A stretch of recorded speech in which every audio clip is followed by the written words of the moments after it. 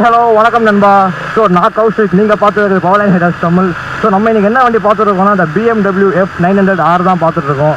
So இந்த வண்டி வந்து பார்த்தீங்கன்னா ஒரு 895cc 103 bhp and 95 Nm dark வந்து கொடுத்துருக்காங்க. ஸோ இந்த வண்டி வந்துட்டு ரொம்பவே சூப்பராக இருக்குது.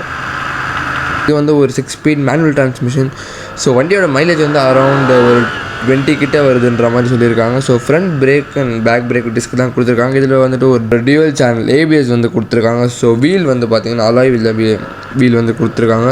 ஸோ வண்டியோட கர்ப் வெயிட் வந்து பார்த்திங்கன்னா ஒரு 211 kgs வந்து வருது. ஸோ வண்டி சேசி வந்து பார்த்திங்கன்னா bridge type frame steel shell construction வந்து கொடுத்துருக்காங்க. ஸோ டாப் ஸ்பீட் வந்து BMWவில் வந்து கிளைம் பண்ணுறது வந்து பார்த்திங்கன்னா 200 வருதுன்னு சொல்லிட்டு கிளைம் பண்ணுறாங்க. ஸோ வண்டியோட ஆக்சுவல் டாப் ஸ்பீட் பார்த்திங்கன்னா ஒரு 220 வரைக்கும் போகும். ஸோ வண்டியோட டயர் வந்து ஒரு டியூப்லெஸ் டயர் தான் வந்து கொடுத்துருக்காங்க. ஸோ ஃபியூல் டேங்க் கெப்பாசிட்டி வந்து பார்த்திங்கன்னா ஒரு 13 லிட்டர் வந்து கொடுத்துருக்காங்க. இது வந்து ஒரு BS6 கம்ப்ளைண்ட் அண்ட் 2 சிலிண்டர் வண்டி. இது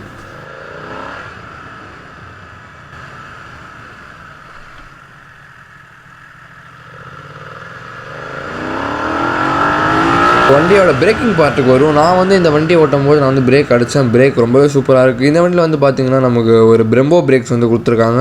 ஸோ நம்ம வந்து பிரம்போ பற்றி சொல்லவே தேவை, ரொம்பவே சூப்பராக பிடிக்கும். முன்னாடி வந்து பார்த்திங்கன்னா ஒரு 320 mm டிஸ்க் வந்து கொடுத்துருக்காங்க. ஸோ பேக்கில் 265 mm இது கொடுத்துருக்காங்க, டிஸ்க் வந்து கொடுத்துருக்காங்க. ஸோ கேலிபர் டைப் வந்து பார்த்திங்கன்னா வந்துட்டு ஃப்ரண்ட்டில் வந்து ஒரு 4 piston கேலிபர். ஸோ ரேர் வந்து பார்த்திங்கன்னா ஒரு சிங்கிள் பிஸ்டன் கேலிபர் வந்து கொடுத்துருக்காங்க. ஸோ வந்து முன்னாடி வந்து பார்த்திங்கன்னா 17 inch வீல் கொடுத்துருக்காங்க. பேக்லேயும் 17 தான் கொடுத்துருக்காங்க. முன்னாடி டயர் சைஸ் வந்து பார்த்திங்கன்னா 120/70 17 வந்து கொடுத்துருக்காங்க. ரேர் வந்து பார்த்திங்கன்னா 180/55 17 வந்து கொடுத்துருக்காங்க. ஸோ முன்னாடி இருக்க சஸ்பென்ஷன் வந்து பார்த்திங்கன்னா upside down telescopic fork 43 mm travel வந்து கொடுத்துருக்காங்க. ரேர் சஸ்பென்ஷன் வந்து பார்த்திங்கன்னா ஒரு கேஸ்ட் அலுமினியம் டியூவல் ஸ்ப்ரிங்கம் சென்ட்ரல் ஸ்ப்ரிங் ஸ்ட்ரட் வந்து கொடுத்துருக்காங்க. ஸோ நம்ம இப்போ F900r ரிவ்யூக்கு வந்து வரும். ஸோ நான் வந்து இந்த வண்டி வந்து ஓட்டியிருக்கேன். இது வந்து பார்த்திங்கன்னா ஒரு 2 சிலிண்டர் 900cc உள்ளடக்கிய ஒரு என்ஜின் வந்து கொடுத்துருக்காங்க. ஸோ நம்ம வந்து பார்த்திங்கன்னா இது வந்துட்டு அந்த ஒரு லாங் ரைட்ஸுக்கெலாம் வந்து யூஸ் பண்ண முடியாது. ஸோ இந்த இன்ஜின் வந்து பார்த்திங்கன்னா வந்துட்டு இந்த ஒரு பாக்ஸர் டைப் மாதிரி இருக்குது.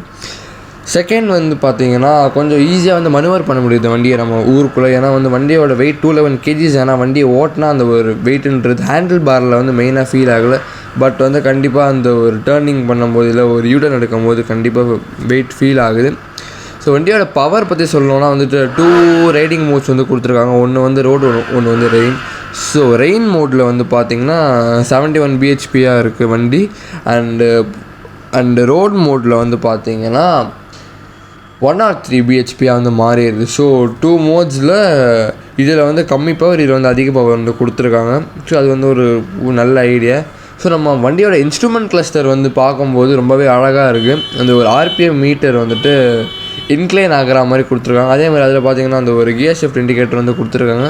RPM மீட்டர் நம்பர் இருக்குது. அந்த ஒரு பர்டிகுலர் RPM வந்து அந்த மீட்டர் கிராஸ் ஆச்சுன்னா அந்த ஒரு நம்பர் மட்டும் அழகாக வந்து பெருசாகுது.